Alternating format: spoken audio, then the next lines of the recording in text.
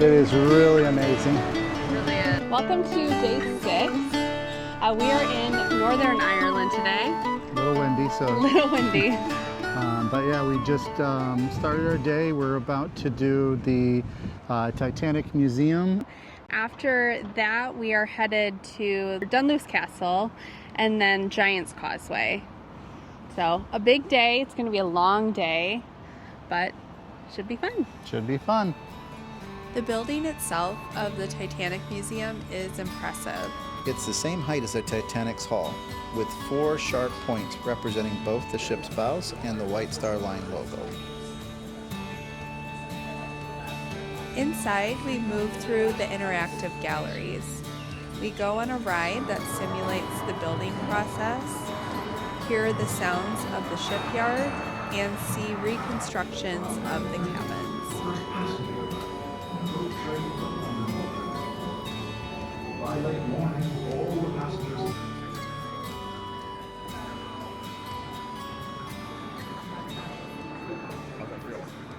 Being a Catholic, there are 3 priests on board, and I've been in confession, I've been a Holy Communion, and I thought, well, God is good, He's going to take me into the state of grace.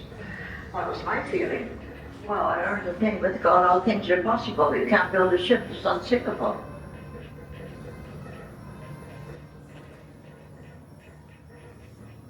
The sea was perfectly smooth when we left the ship. Every star in the heavens was visible, but there was no moon. So it was dark. For a long time we didn't move the boat. And when we laid off on the starboard side, you could see by the arrangements of the lights.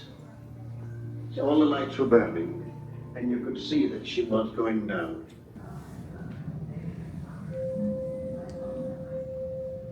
There were no binoculars in the lookout's crow's nest. A pair had been supplied during the trip from Belfast to Southampton, but due to a last-minute crew change, they were removed and never replaced. As a result, the lookouts had to rely on the naked eye to spot danger. Titanic was equipped with the latest communications technology, the Marconi wireless telegraph. The device was primarily intended for relaying passenger messages, not for emergency communications. The operator struggled to keep up with demand, and several ice warnings were missed or ignored.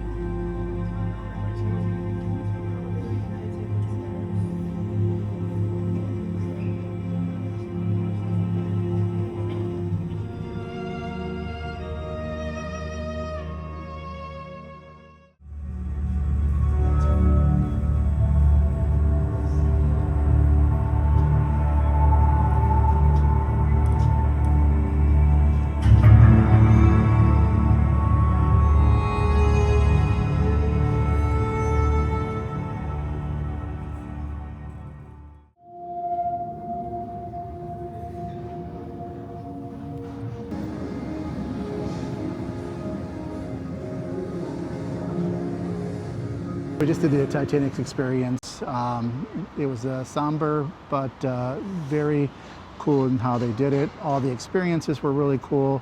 Yeah. They had a part where we walked over the Titanic, its resting spot. All virtual, of course, but it just very cool in how they did that. Mm-hmm. We had a little ride in there that you went over, and it talked about how they built it and just the experience of a worker working on the Titanic at H&M or H&W. What did you think? I thought it was really well done. I think they had a lot of variety in the exhibits, which was neat. It's not just a lot of reading. There was more to it. There were the voices of the actual survivors that they had playing throughout like an entire floor while you read through it. It was really neat. It was really well done. Sad, but well it was done. Well done. Yeah. Yeah. All right, so now we're headed to Dunluce Castle. All right, and I don't know much about it, but I'll experience it with you guys. Like a mini Titanic, there it is. It didn't do a whole lot of work. We took a short pit stop and tried a local treat, a snowball, which is a coconut-covered sponge cake. Really great.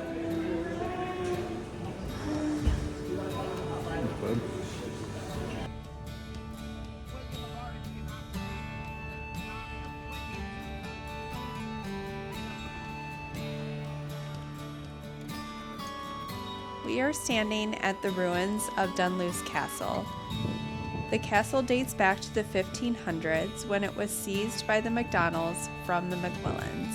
Said to have been one of the inspirations for C.S. Lewis's Cair Paravel in the Chronicles of Narnia.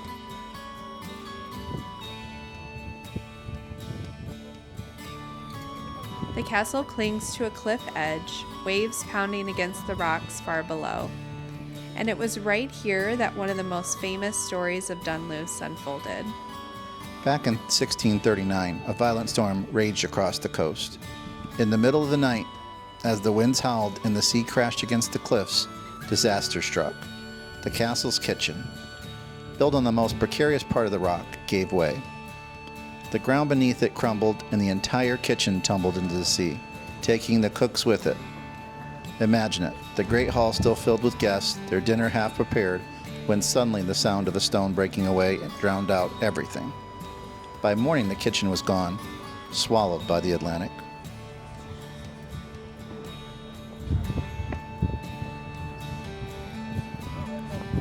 Legend says that Catherine Manners, the lady of the castle and the wife of Randall MacDonald, was so shaken by the collapse that she refused to live here ever again. She declared Dunluce too dangerous, too cursed, and left the castle behind. From that day on, Dunluce began its slow slide into ruin. Standing here now, with the sea mist on your face and the cliffs dropping away at your feet, it's easy to feel the truth of the story. The kitchen is long gone, but the danger and drama of Dunluce still hangs in the air.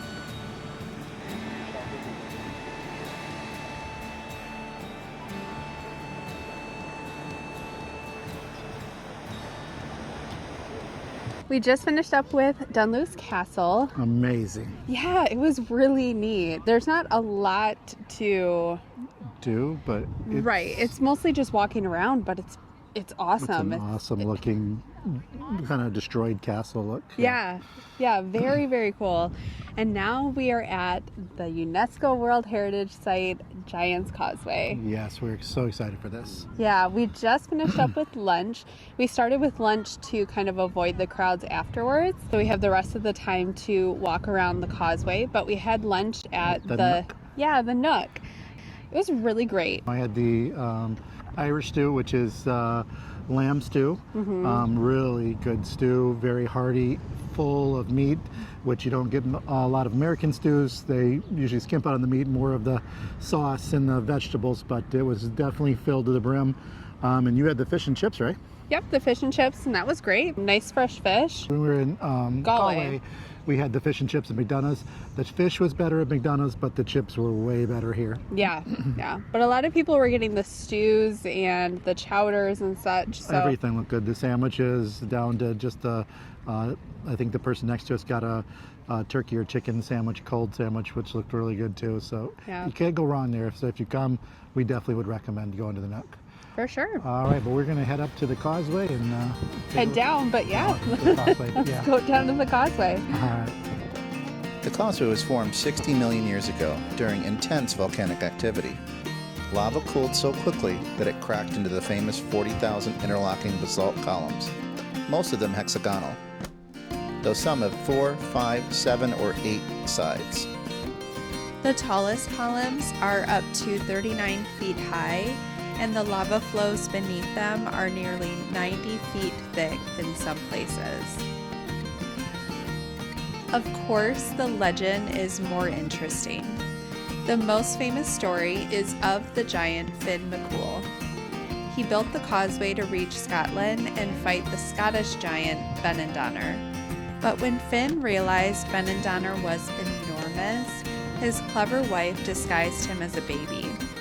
When Benandonner saw the baby, he panicked, thinking the father must be a true giant, and tore up the causeway as he fled back to Scotland. I'm gonna go that way. You can actually see the Scottish side of the story at Finkel's Cave on the Isle of Staffa in Scotland. It has the same basalt columns as if the causeway once stretched across the sea.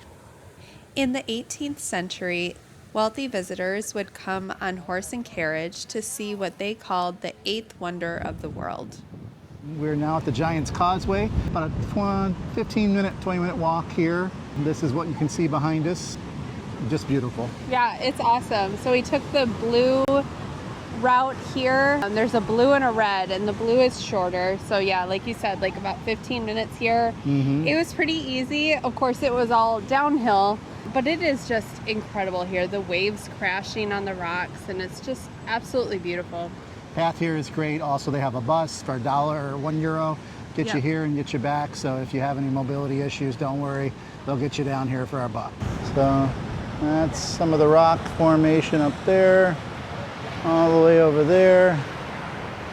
And then this was what we're next to. And then behind us there, it is really amazing. It really is. Just a beautiful area. Glad we're here. After we left the Causeway, we took the long drive back into Dublin and headed straight to dinner. We went to this burger spot called Bunsen, with a very simple menu. Our burgers were delicious, and that ended another great day. We're off to Wicklow tomorrow.